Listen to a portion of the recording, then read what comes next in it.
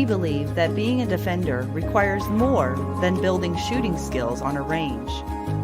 It's also a development of the heart, mind, body, and spirit.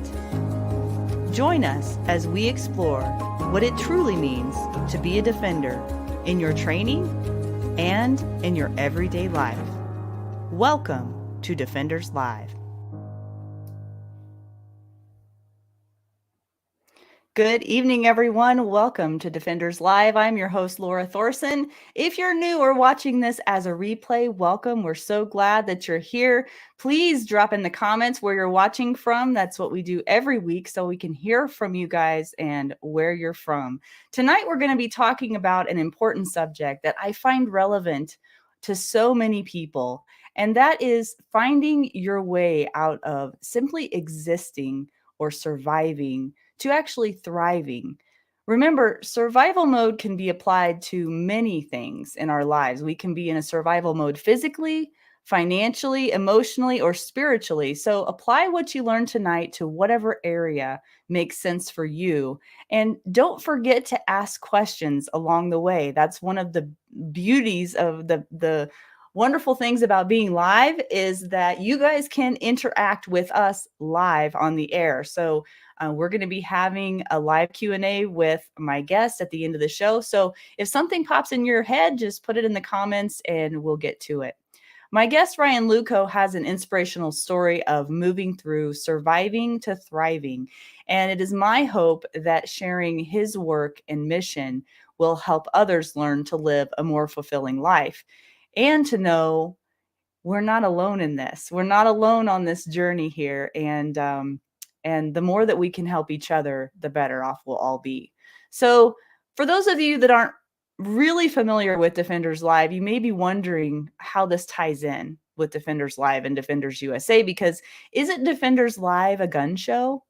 Well, no, not really. It's not a gun show. We have lots of people that are experienced in firearms and shooting and self-defense, but the mission at Defenders Live and Defenders USA is to develop people and facilitate their growth. We just happen to do that through firearms training and self-defense education.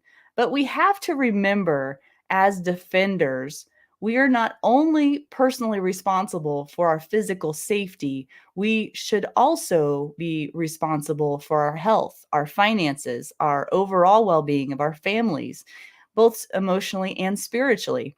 As part of our mission of developing people to reach their full potential, both on and off the range, we find that the growth that people experience ripples through their entire lives. And it ripples and resonates through everything else in their life. So keep that in mind as we continue forward, and let me know your thoughts in the comments. All right, so moving on, Adam Winch, are you back there? The founder of Defenders USA is behind the scenes helping me out tonight because, as you know, I need all the help I can get. He'll be managing comments and banning you if you say mean things. Right, Adam? Oh, he left. And so don't be... He's like, I never know what she's going to do. So if you see Adam pop on the screen, don't be alarmed. He may have comments or questions to add during the interview. So I wanted to introduce him to you. A few announcements before we formally begin. I'm excited to let you know that Defenders Live is now officially on every podcasting platform, or almost every podcasting platform, including iTunes and Spotify. So be sure to listen to us over there and leave a review. And you also can go to defenders-live.com to sign up for email notifications so you won't miss out on what is happening with Defenders Live. So go there and you'll get up to date on all of those things. And you can also join our private Facebook group as well.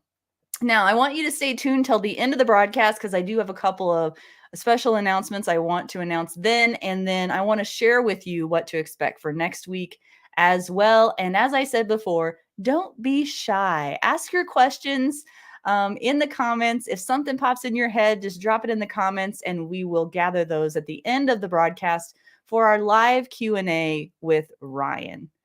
All right. Is anybody watching, Adam? Yeah, we've got some people here. Good. Well, thank God I'm not talking to myself. That's great. It looks like we've got Hey Scars from Ohio. We've got Aaron back. You're watching again. Happy New Year, Aaron.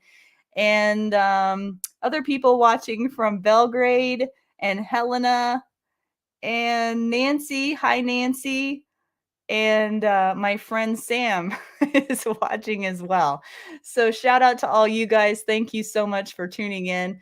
It's going to be a good evening, and I hope that we can unpack all of the great things I have in store for you tonight. So let's get right into the interview with Ryan Luchau. Ryan is the founder and executive director of Impact Montana, and he is a native Montanan and retired in December 2020 from the Montana Army National Guard after 21 years of service, deploying in support of Operation Iraqi Freedom in 2004, and with the 639th Quartermaster Company, and in 2018 and 19 as the Battalion Chaplain for the 495th Combat Sustainment Support Battalion.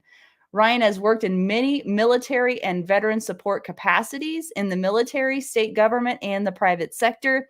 And he has a Bachelor of Arts in Social Sciences from Washington State University and a Master's in Divinity from Liberty University. He resides in Helena, Montana with his wife, Angie, and 5 children. So let's bring Ryan onto the show. Hey, Ryan. Laura. Oh, you were muted, but you're not anymore. Oh, there we go. Hello, Laura. Thanks for having me. I'm watching your back, Ryan. I got your back. Don't worry about it. So I'm really looking forward to this interview tonight. There's a lot to unpack, as I said before, but we're going to get through what we can. And if we have to go over the hour, if we're really on a roll, we will. And if not, we'll just keep it at an hour. But I want to start with Ryan, the person, instead of Ryan, the executive director of Impact Montana. I know you wear a lot of different hats, but I want to dig into your story a little bit, because I think if people understand your story a little bit better and understand you a little bit better, the mission behind what you do will make a little bit more sense. So you have your own story of surviving to thriving, I would say, and you've dealt with and struggled with some mental health issues since your deployment, chronic pain and fatigue and other things we're going to get into a little bit later. But could we start even before that? Could we start at the young adult Ryan before he got into the military or in his early years of the military? What kind of a life perspective did you have back then? What was your worldview? What were your challenges and your perspective of the world back then?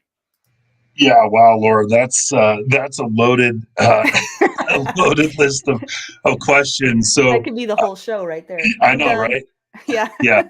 So I want to start really out of high school. So growing up in Montana, kind of the expectation was that I would follow, all my friends' footsteps and go to either MSU, which I would never be a Bobcat. Don't hold it against me. No, you just gained enemies there. Okay. Well, I'm sorry.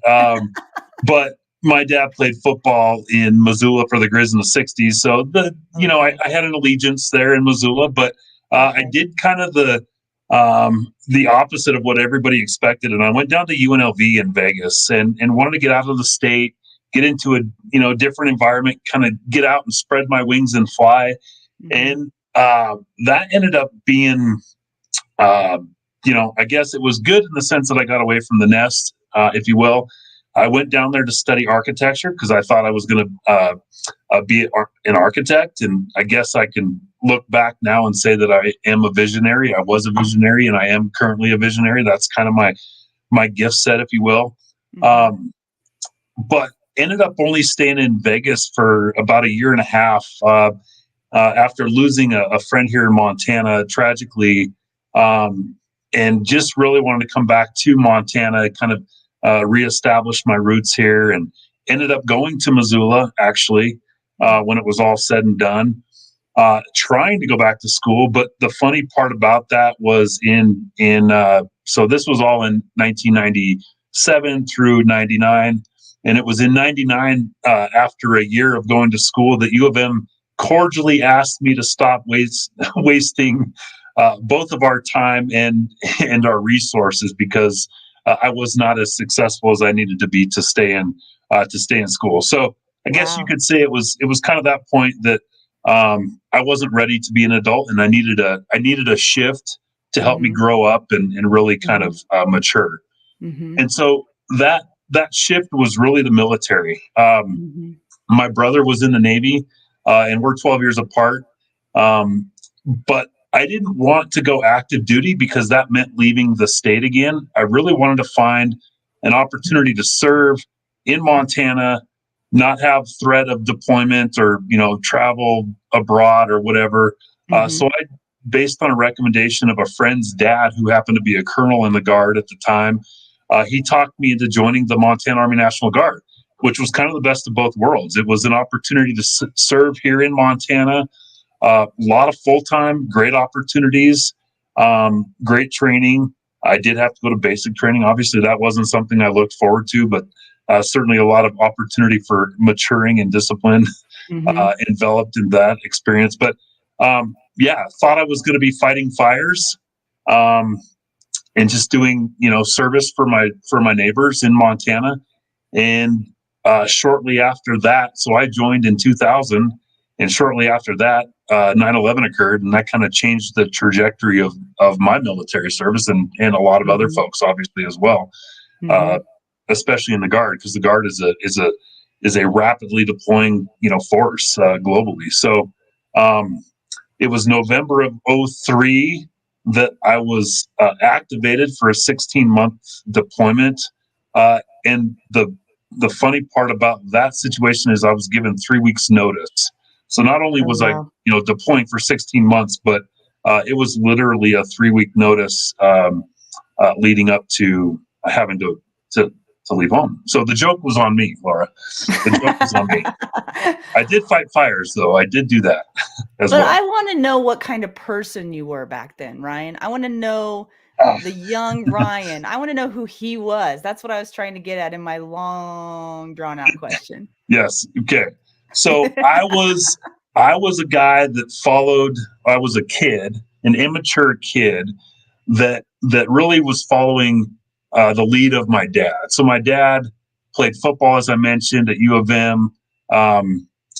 My dad and my mom divorced when I was 10. So beyond that, he kind of gravitated towards really doing the single, life thing. Some poor choices and things, and really I followed his footsteps. And what I alluded to it in the book Chasing Impact was that I was chasing pleasure.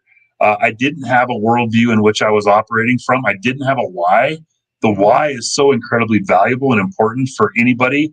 And at 18 to 20 years old, we don't want a why. We just want to live, right? We want to be fulfilled with whatever it is that gives us that dopamine rush or that pleasure for the moment, not thinking about the big picture and certainly the why.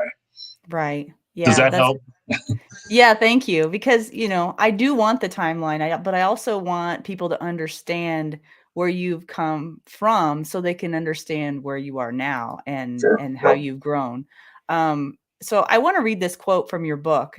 So for those of you that don't know about his book, it's called Chasing Impact. And I put a link in the comments so you can get it there, or in the description, there is a link as well. But on page 39 of your book, Chasing Impact, you said, society tends to define us by our socioeconomic status, which promotes filling this definition through chasing pleasure until the value of purpose is greater than the perceived value of pleasure. The fact of the matter is that one will never find purpose living in pleasure. So it sounds like that's just an offshoot of what you were just telling us. Yep. You have to have a why in order to put that pleasure chasing aside, right? I mean, it has to be bigger than that dopamine rush. And really, it can be put into the lens of looking at pain and the value that can come from pain, right? As obviously not pleasureful, but there is value in there. And sometimes we have to seek that pain in order to grow, Right. and, navigate through our So circumstances. we don't do that naturally. No, we don't. No, that is not our nature. So then, okay, now put us back in the picture then with your deployment or getting deployed, and take us on from there. Then what happened? Yeah. So, 2005, when I got back after that 16-month deployment, just, even though I was in the cradle of civilization, southern Iraq, where the birthplace of Abraham was, the Temple of Ur, just some really, really dynamic places globally. There was a kind of a seeking of something bigger than myself at that point. But when I got back to the States, it waned. It went back to that chasing pleasure, because it's so easy to do here in the States, right? We have everything we want at our disposal, and obviously it's 20 years later, but even coming back to the States and being able to go out and drink and party with friends, or whatever that situation looked like, I missed out 16 months of my life, and I wanted to catch up and kind of go back to that normal lifestyle, and unfortunately that didn't. Well, I guess it's fortunate at this point, because it led me to ultimately get to where I am now. But it was about 3 months after I got home, and this is all a God thing, Laura. 3 months after I got home, living in that pleasure, right, making up for lost time, I was actually at a friend's house, that it was supposed to be all guys, and his wife ended up having to stay home because their daughter got sick, and so she invited some friends over, and I ended up meeting my wife that night, and just this amazing woman of faith that, originally I can honestly say I didn't want really anything to do with, just because of where I was. But the beauty of it was, when I took a step back and realized what was happening, and that, God was walking alongside me in this journey, and really presenting me an opportunity, to change my trajectory. It just really was a monumental point in my journey. So, from that, that honestly, Laura, didn't really stop the struggles. That was really the point that my faith started growing. Thankfully, because of my wife's faith and grace and unconditional love, she walked alongside me in my struggles. But I went several years just trying to figure out how to negotiate the transition from deployment, which, I mean, in and of itself is a probably a extended conversation. But the stress, the chronic inflammation that was surfacing because of not addressing adrenal fatigue issues, and all these myriad of things, just led to complications, and really me getting to a point where I had chronic pain and chronic fatigue. And a VA doc, my VA doc had made the recommendation to me at 27 years old that I stopped doing any kind of high impact sports or running. And I mean, what what kind of That's news crazy. is that for anybody that's 27? That's right? crazy. I want to interject something, if I may. Sure. So in your book, you talk about this. You say this adrenaline high from deployment related stress was resulting in some anger that I did not have a grasp on. I had no idea the extent of the stress, really, because living in it feels normal. Now, whether you've been deployed or not deployed, I guarantee you there's people watching this right now that can relate to that. And you also said over the short term, I had lost the bearing of who I was supposed to be. Yeah.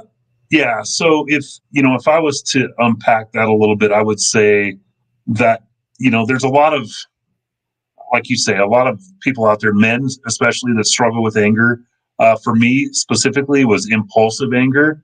So because my brain wasn't able to process stress, and really having that energy from the front of your brain where you where you reason, right, or you're supposed to have rational thought, and having that flow to the back, which there doesn't there's no rationality that comes from the back of the brain. Basically, that led to a high impulsive response in stressful situations. And really at that point, the interesting thing about it, if I compare and contrast then to now, I mean, it was really a simple life. My environment was somewhat controlled, right? I was married, had a good job. Things were relatively normal environmentally for me. But for whatever reason, because that over time, that chronic stress from the deployment didn't get addressed, leading to the inflammatory issues and things in my body. It led to chaos, and really there was never any good answers for any of that. So I had to kind of go out on my own and figure out what those solutions look like. And that, honestly, we haven't really talked about this a whole lot, but that's what ultimately led to Impact Montana being born in 2014. Oh, okay. I wondered about that. Yeah. I didn't even have to ask the question. Thank you. I do. So for people to understand how severe this really was for you, will you tell them the story about at the health fair? Sure. That's incredible. Yeah. So I think it was 2008. And I was working for the Montana Army National Guard, and they hosted, I think it was the first health and wellness fair that they had hosted as kind of a transition to, supporting our soldiers in a more holistic variety, right? Trying to do some things outside the box. And so there was a health fair here in Helena at Fort Harrison, and there was a biological age calculating scale. That's probably not the right scientific way to frame it, but we'll go with that. And I had peers, so I was 30 years old. I had peers that were getting on that scale, same ages, some a little bit older. And really what I noticed is that scale was calculating roughly 10 to 15 years older than their actual physical age. Okay. And so with a little bit of peer pressure and people saying, "Hey, Ryan, why don't you get on that thing?" And I wasn't in bad physical shape at the point. Okay. I wondered. Right? Okay. Yeah, no, not at all. But I got on that scale and I was 30 years old, and the scale read 70 years old. And yikes.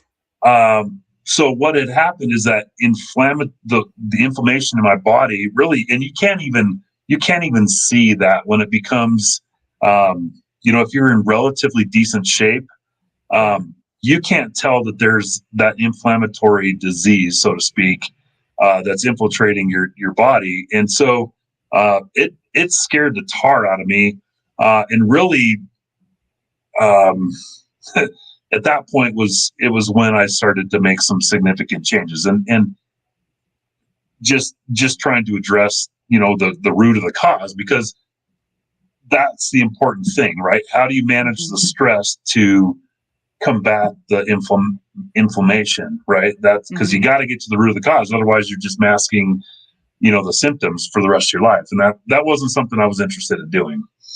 Yeah, and I want you to talk about how you got to the root of it too.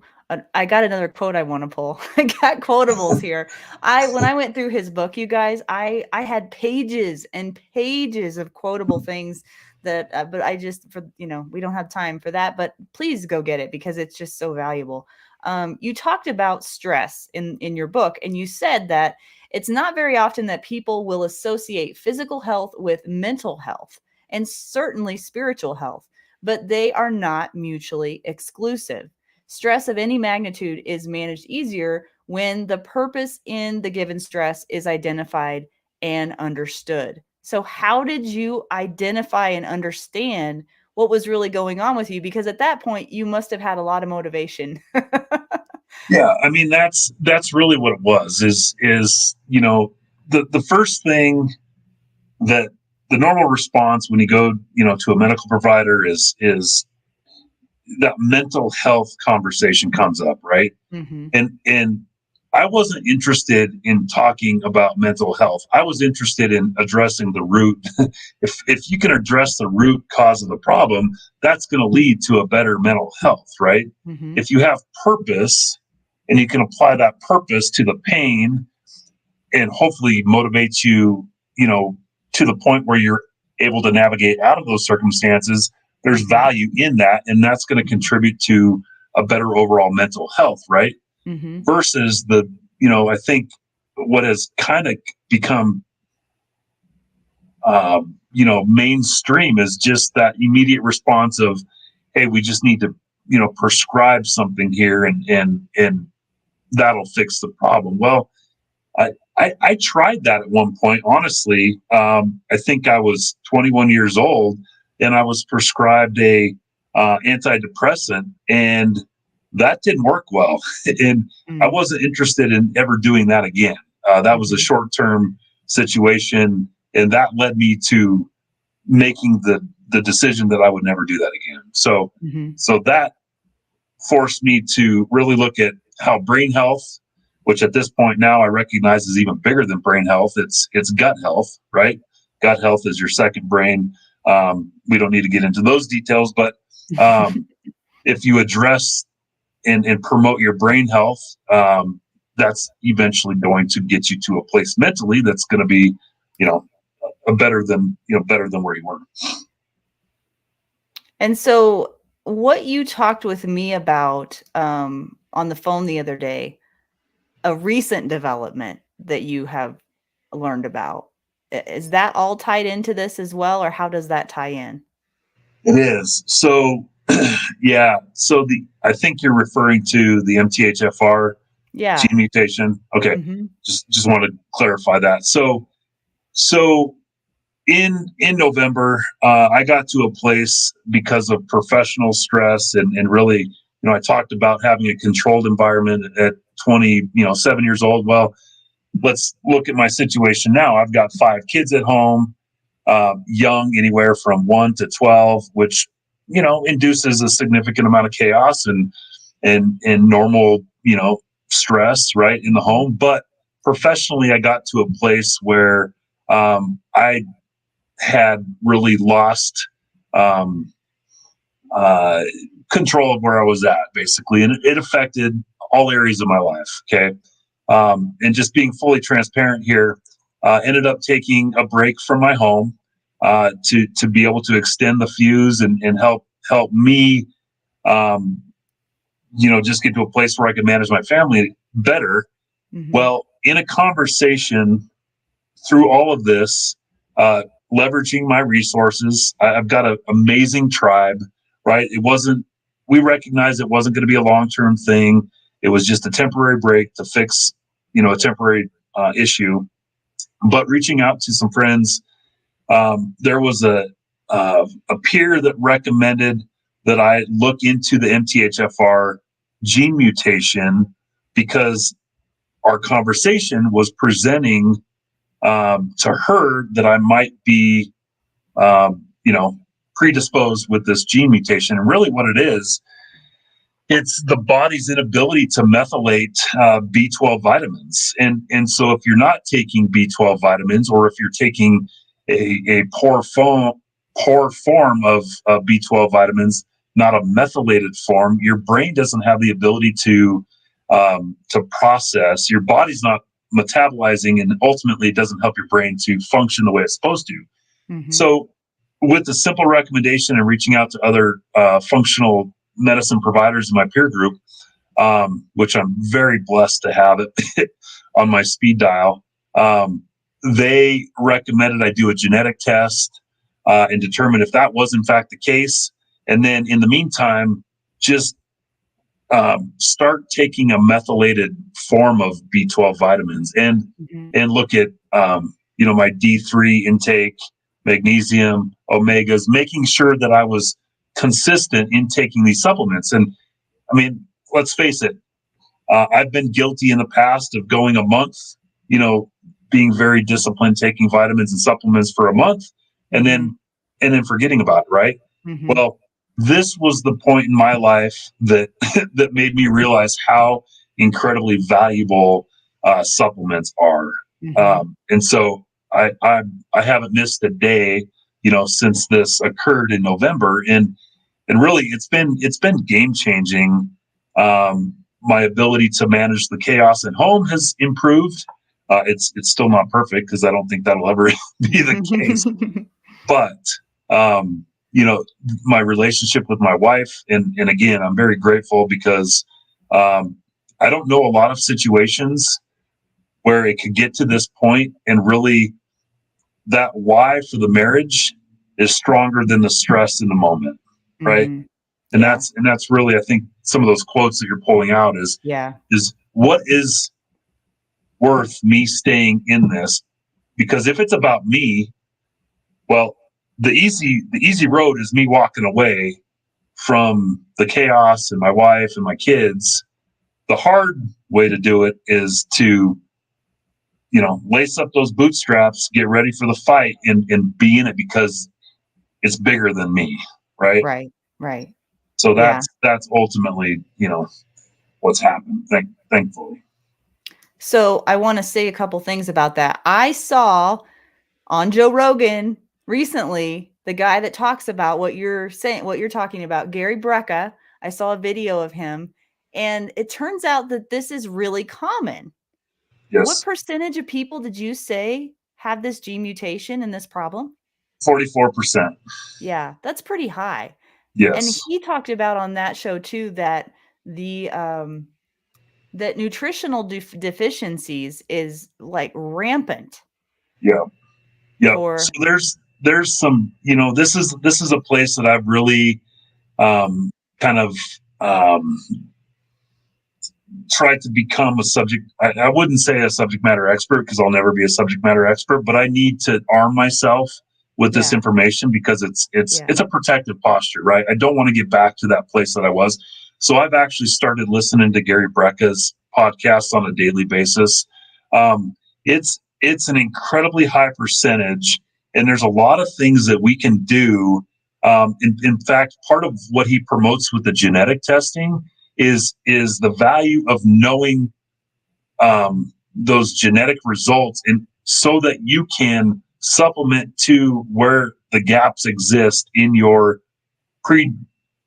predisposition, right? Rather than trying to nail Jello to the wall. I love this quote, but it's rather than attempting to nail Jello to the wall and supplement across the spectrum, and really waste a lot of money, because our bodies have the ability to produce some of those, essential minerals and vitamins naturally. When we have a predisposed disposition, I didn't say that right, predisposed genetic condition, we need to figure out what those gaps are and fill those gaps, and probably in the process save some money. So right, because that's going to be different for everybody. And this is a perfect time to bring up our mutual friend Sage Wellness, who is a service partner with you. And I know at Sage Wellness, they're out of Whitehall, Montana. You should look them up. They provide all kinds of wellness solutions regarding just these exact things. So I would recommend you guys look them up. So, okay, if there's nothing else you want to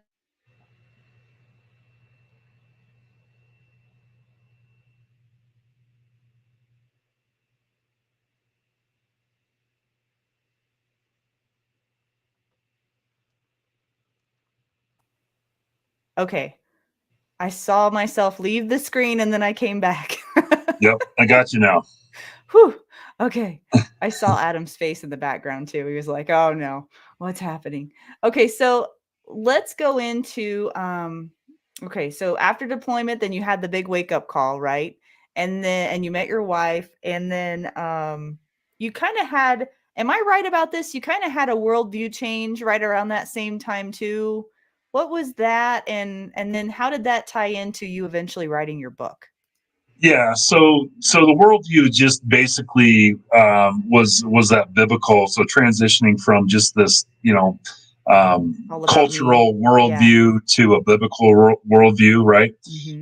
And over the course of time, So after about 10 years in my military career, I actually was called to the chaplaincy. So I finished out the last 11 years in the military as a chaplain. And so obviously with that experience, the worldview, matures and really develops into that stronger biblical worldview. And so over that course of time, I mean, even though the stress doesn't change and all the things, the chaos doesn't really change, that worldview just helps, recognize the value from it and helps you grow in your faith too, right? I mean, that's what ultimately we should be doing. Right. And it gives you that strong foundation, of peace, of contentment, of knowing, that things can fall apart around you, but your response to that is what matters. And so your worldview is going to shape that response. Am I right? Yes, absolutely. And really, I don't think there's a better example of that than what we experienced in 2020 with COVID, right? When COVID hit and the chaos ensued, I mean, really, there was an opportunity for people with faith to kind of be that cream to rise to the top and be the strong, resilient, community. And that's what I saw. And not live in fear every day, Absolutely. Yep, for sure. Without a doubt. Yep. Yeah. So then your book, Chasing Impact, it's an interesting title. Could you unpack that for us a little bit? What does Chasing Impact mean? Well, so I think the word impact itself has a lot of different meaning for a lot of different people, right? And so when I put this together, it was the idea that we had to define impact and what that was, and what does it mean to chase something? Do we ever reach it? And if we don't know what we're chasing, we're not obviously going to reach it, right? So I defined impact in a biblical context, and then really tried to articulate the journey of trying to live outside of your own personal interests and really become a servant, right? Having that servant mindset and influencing others and really just being that ambassador for strength and resilience and all of those things that we ultimately want to be, obviously with walking the walk instead of talking the talk. Yep, exactly. Yep. And it's not, it's not about, so there's two concepts. There's a functional capacity concept that I talk about, which is basically the depth of impact. So it doesn't really matter. There's guys out there like Tim Tebow who, has an enormous amount of money because of the success that he's, been able to achieve. And the impact that he has on this world is, I mean, it's infinite, right? He's a guy that has just done amazing things with his faith and with his resources. But then there's other, I won't name names because that won't be valuable, but then there's other individuals that make enormous amounts of money, but that impact is really shallow, right? So that functional capacity is really what we're doing with our resources. And I guess my desire, because I don't have Tim Tebow's resources. I mean, I was really blessed to go on that deployment in 2018 and 19 and make probably as much money as I'll ever make as a chaplain. And really what my wife and I did with those resources when we came home was try to bless others with it. So part of that was the book. Chasing Impact for me is it's not a financial reward by any stretch of the imagination.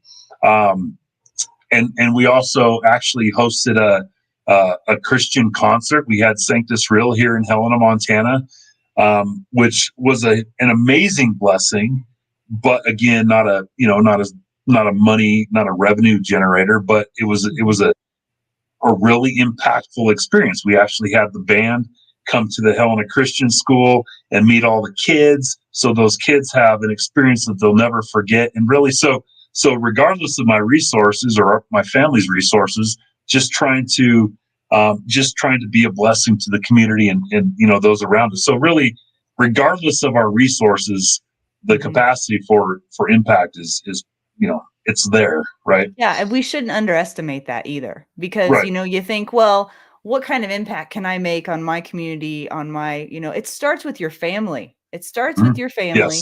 Yes. And I think people underestimate how important that is, and really it should start with yourself, because whatever kind of growth you have in yourself, again, is going to ripple out into your family, into your community, into every life that you touch.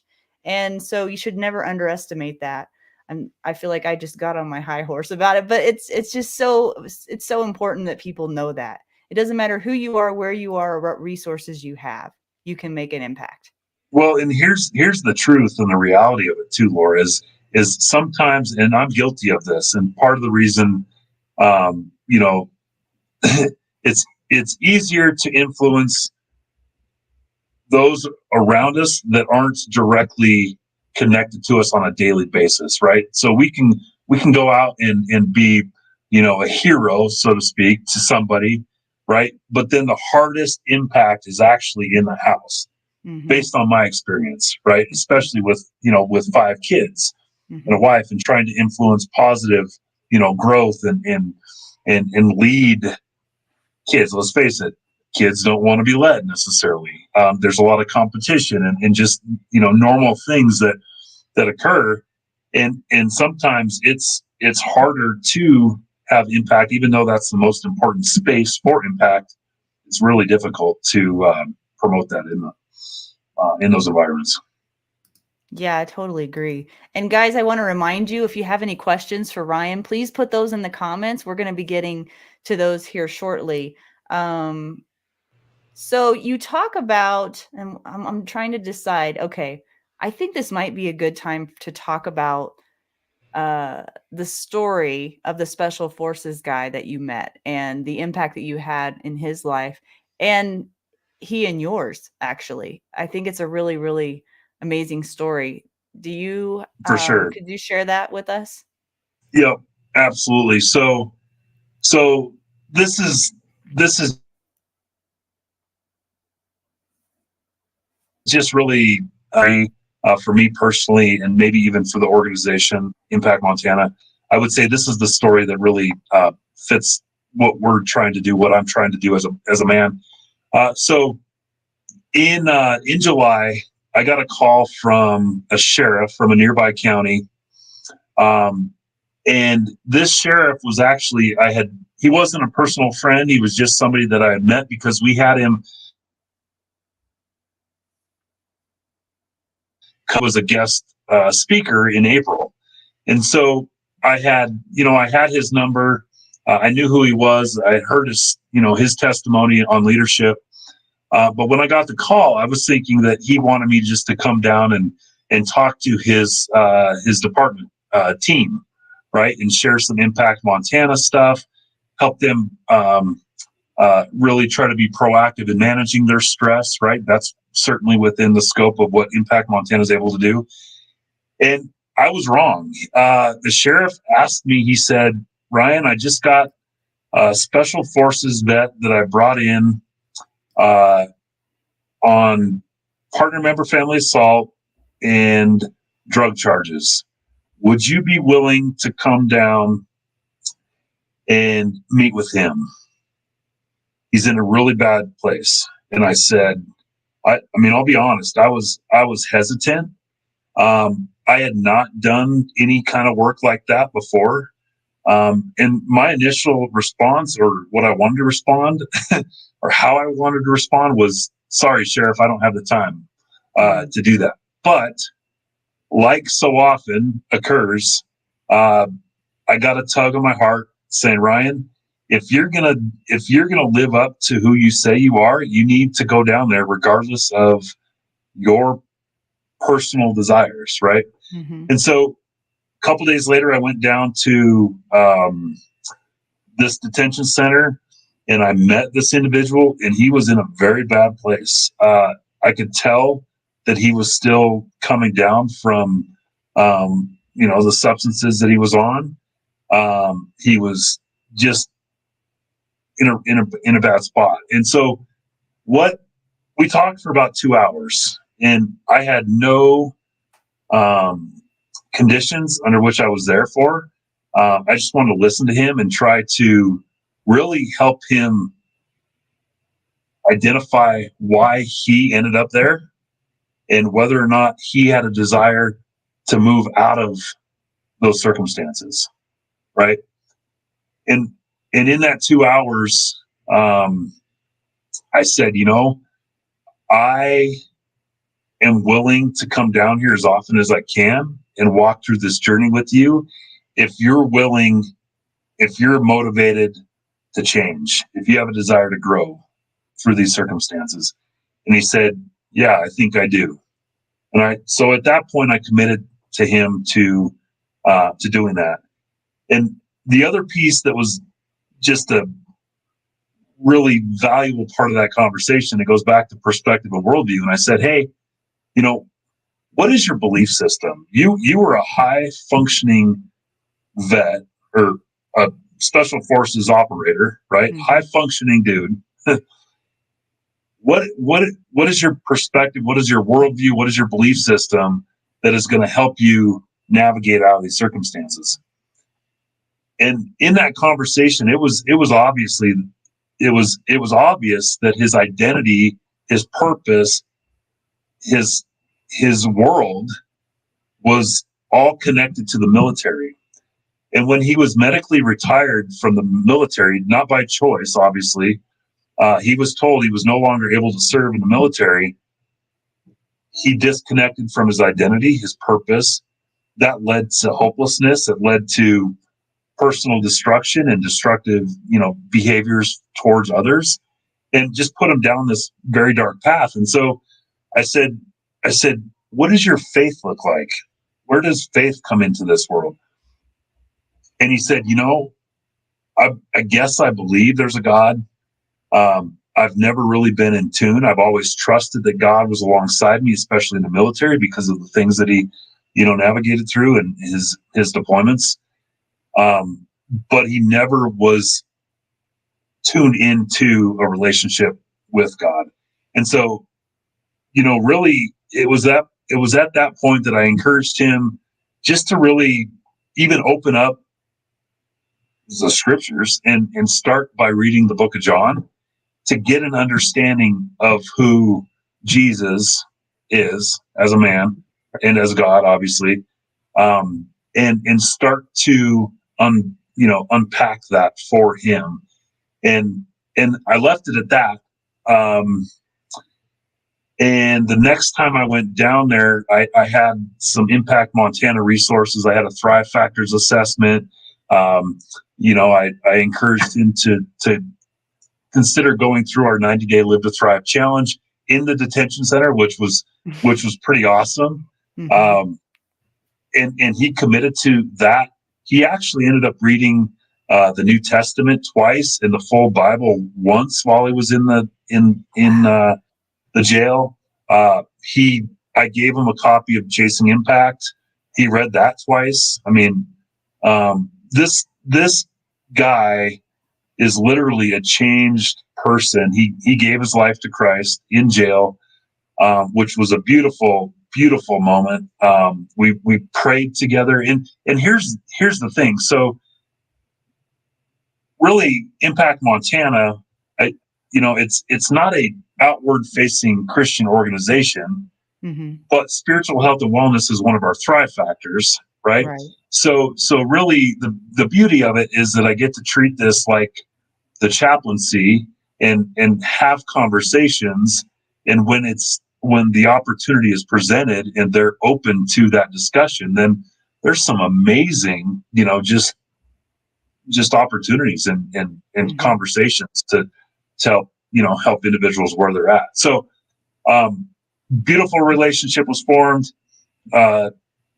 In November, he was able to be released from the detention center into the VA's residential treatment program with an ankle bracelet to monitor his activity. And actually, just last week, he was able to have the ankle bracelet taken off because they're, I mean, just they're not concerned with with who this guy is at this point. So it's an amazing testimony, and I know you're going to go here next, so I'll kind of tie this loose end up. You figured me out, haven't you, Ryan?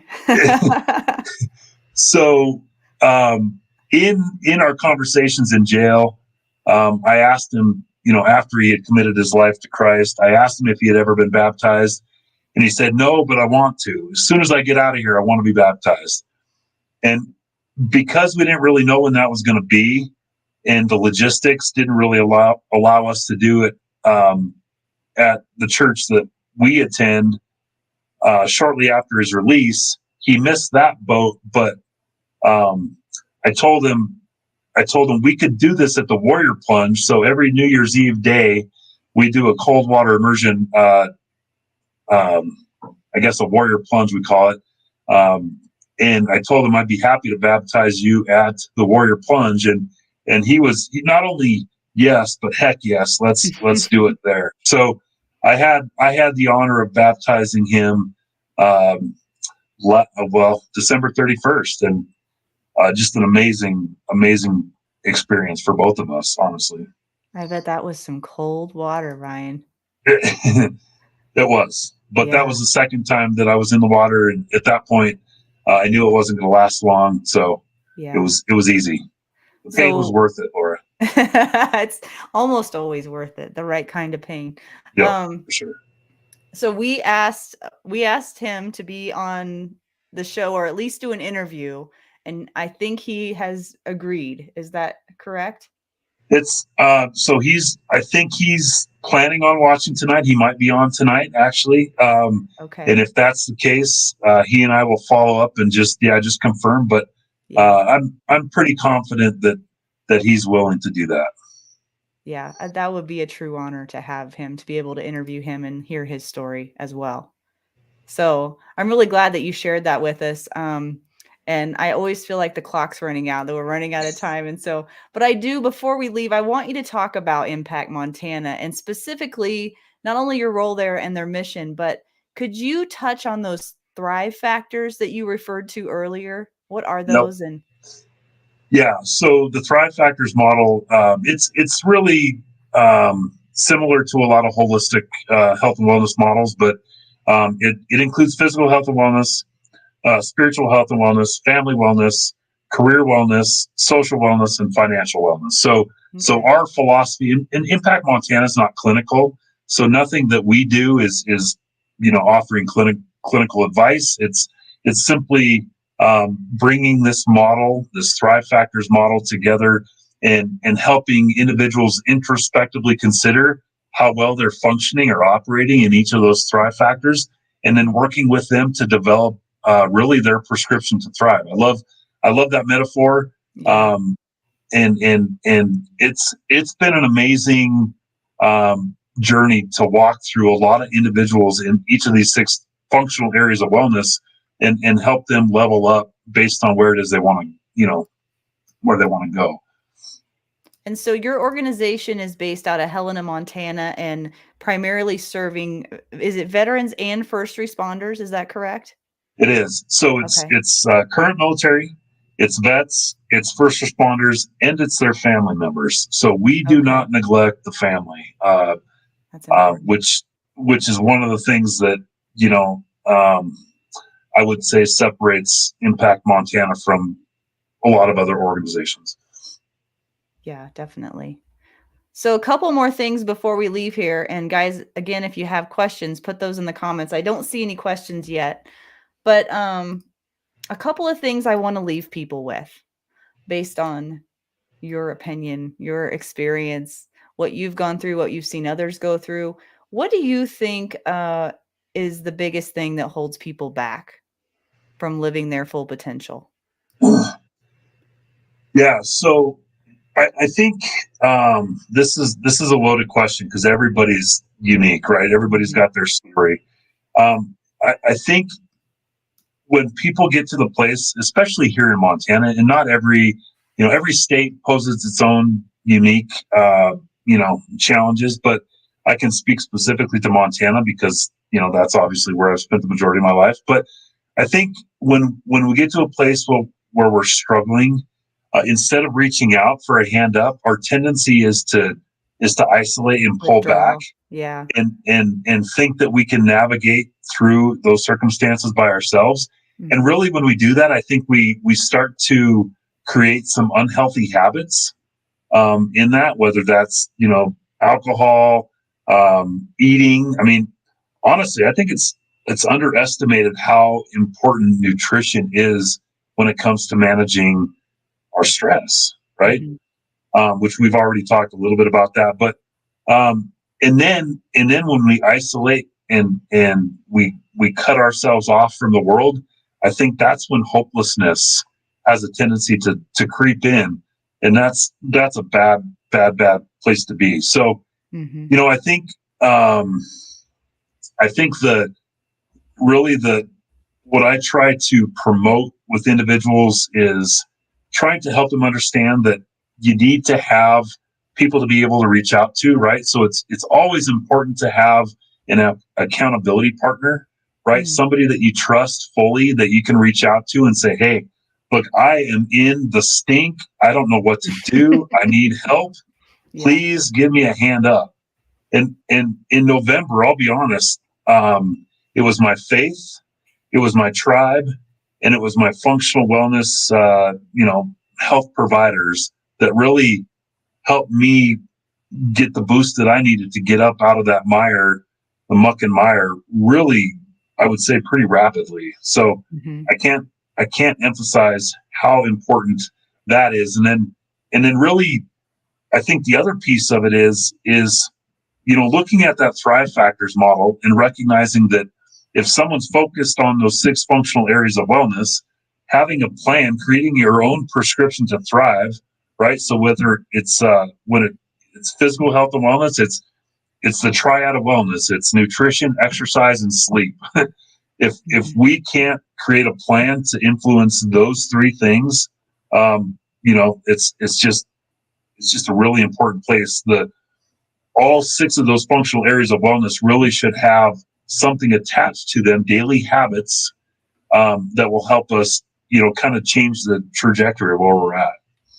Right, because we'll slide into our default modes so fast. Yep. When things start going sideways, the first thing we do is slide into default mode, and that can be dangerous sometimes because building those new habits takes time, right? Yes. And it's not easy. And I think that's why so many people they reach up the slope and then they slide down so many times because it takes time. And like you said, having those resources, having that tribe, and knowing you're not alone in it is so valuable, I think. Now, in your book, you talk about starting small.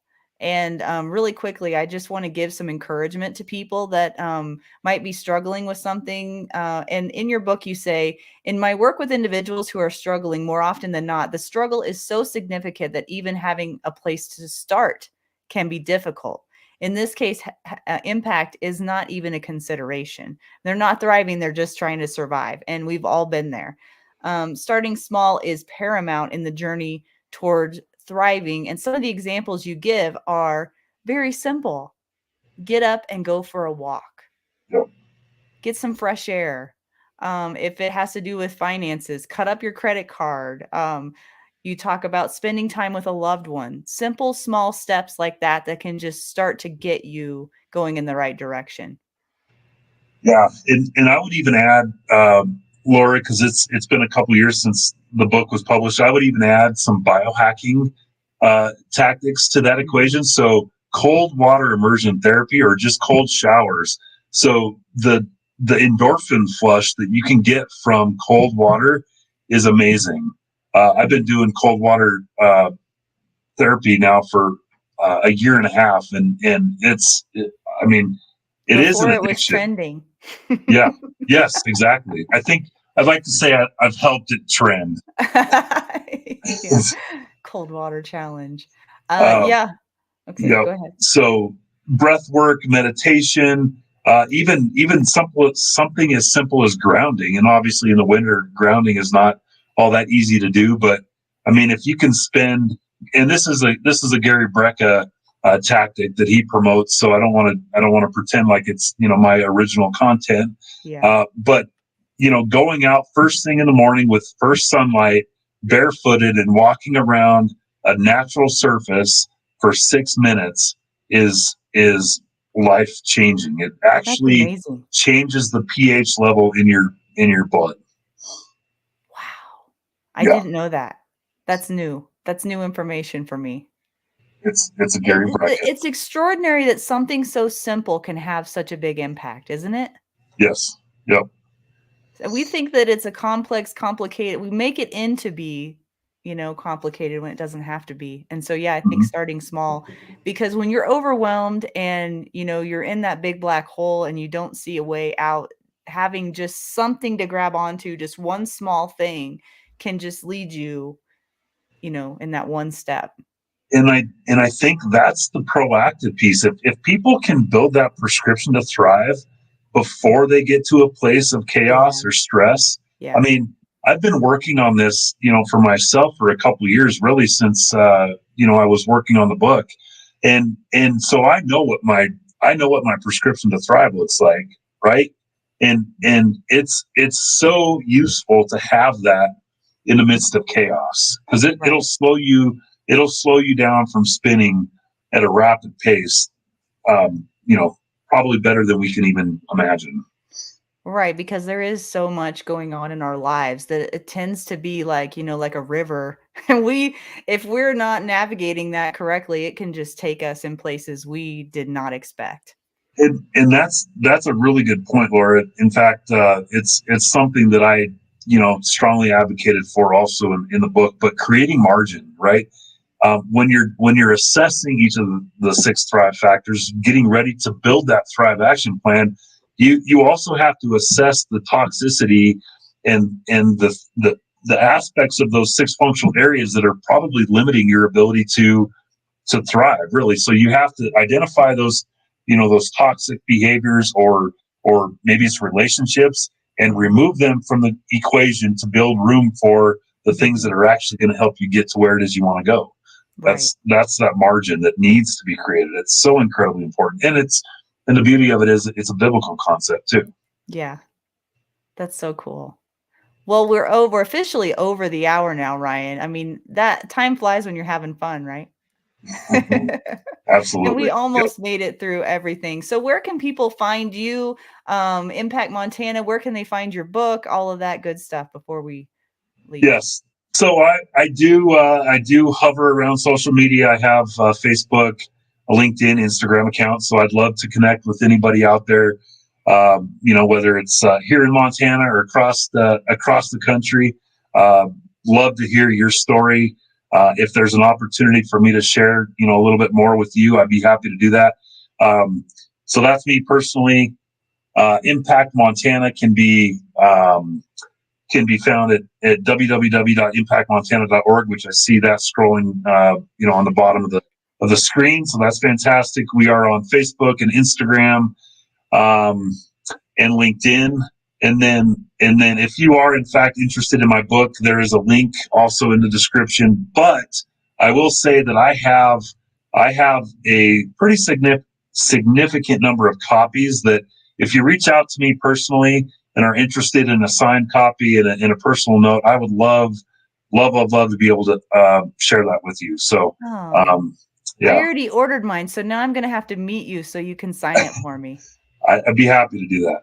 That would be great. I would love that. And one last thing I want to leave people with too, before I let you give us if you have any parting thoughts.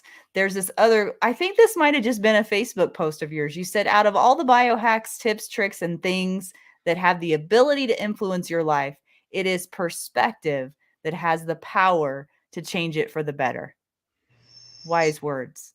Yeah, well, it is. We have to have a why, right? We have to Yeah. have a why to overcome the chaos, the stress, the pain. We have to find the value in the pain, and that comes from the why. So, really, one of the first things that we promote as an organization is helping individuals identify their why, and that why has to be bigger than ourselves, because we're a temporal being, right? It has to be something bigger than ourselves, whether that's, related to the community around us, our faith. Hopefully, it's faith, our belief system. But the why is an incredibly important piece of this puzzle, and just helps us to navigate through whatever life throws at us. Yeah.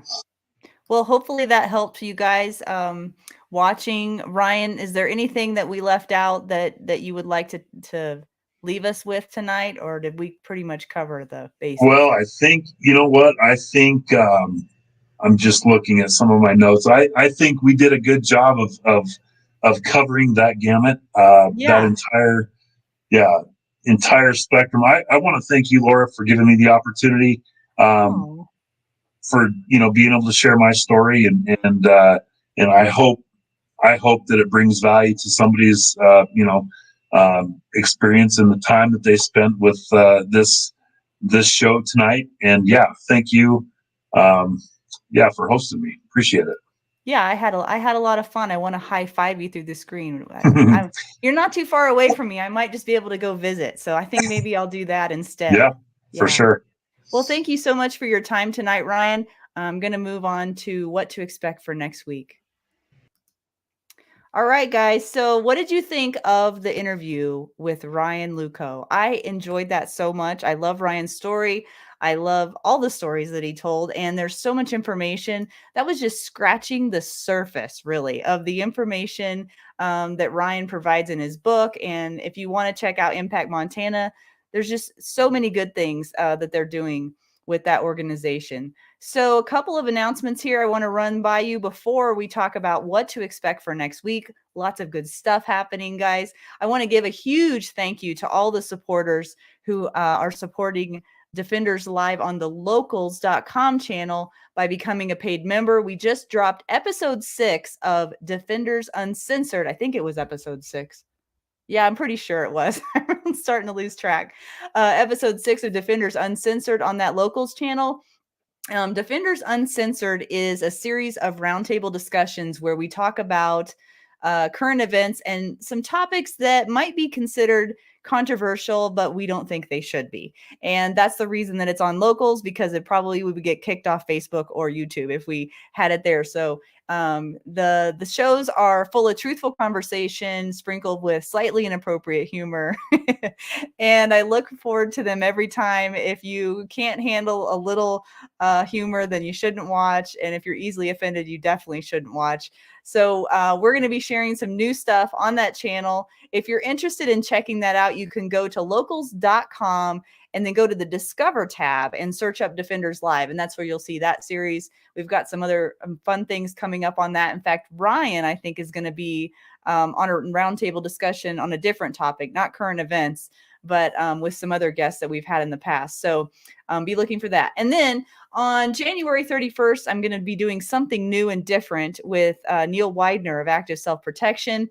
And again, I can't come up with a better name other than 7 on 7. We're going to be asking each other 7 random questions on the air live. And that's going to be hosted not only on my channel, but on the Active Self-Protection app as well. So if you're interested in checking that out, you can go to watch.activeselfprotection.com and get that app for 30% off by using the code Defenders30. And you'll be seeing us there on January 31st. And if you have any clever, fun questions that I can ask Neil Widener, I would really appreciate all the help I could get. You can email me those questions at laura@defenders-usa.com if you want to get in touch with me. Always looking for good questions. So what to expect for next week. So if you were on the locals channel, you saw that I had an early release of the Lisa Stiers interview of Pac West Defense. And that interview was titled The Truth About Domestic Violence. I'm going to now be airing that episode publicly for the rest of the world. Now it's been, I think, a month since I did the early release. So I'm going to be airing that next week. On the channel. Lisa Stiers shares a powerful story during that interview about her life and about how she's using her experiences that she's gone through to now help others in the mission that she has. It's a really powerful interview. pretty emotional for me, actually for both of us, after that interview was done. I won't go into the details, but just to say it's one that you won't want to miss. So I'm going to be airing that next Wednesday. So that will be at 7 p.m. Mountain Standard Time, same place. Until then, take care.